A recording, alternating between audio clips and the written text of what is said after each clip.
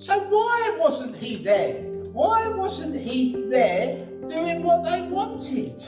Well, the Jewish people believed that a spirit of a man would hang around a grave for 3 days, before it went off into eternity.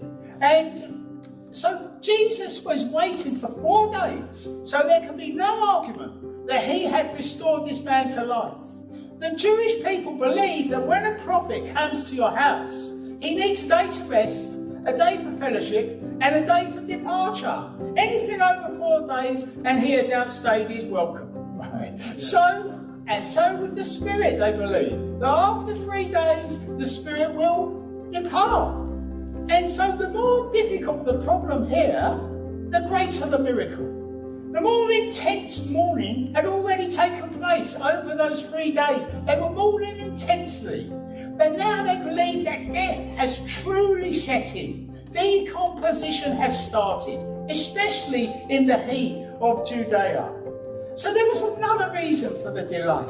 And there always is with the problems in our lives. And we need to wait and have faith. Even though we don't know what is going on, the Lord knows what he's doing. Jesus was going to defeat death and Hades once and for all. He's going to go and take back the keys to death and Hades.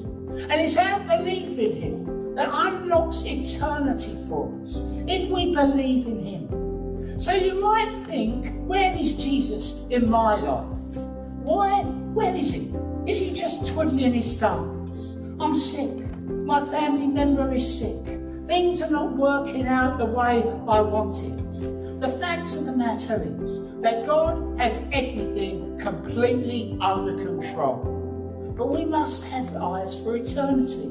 We must be looking at the long game. We must be looking at his end game.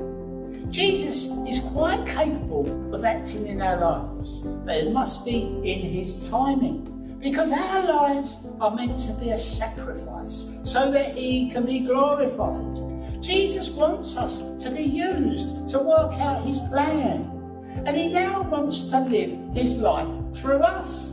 And Paul knew this. In Galatians 2:20, he says, I have been crucified with Christ, and I no longer live, but Christ lives in me.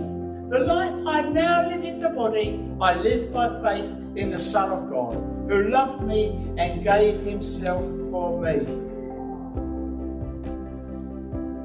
Amen. So Jesus wants to live his life through us, and we need to let him.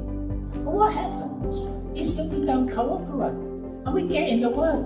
We get in the way of our own ideas, and we mess it all up. We try to work it all out, like Martha and Mary here. And when we try to work it out, our intellect and our flesh will get in the way. And what we needed to be doing was believing. And we needed to have faith in the work of Jesus Christ. Because it's faith that's going to save us, not works.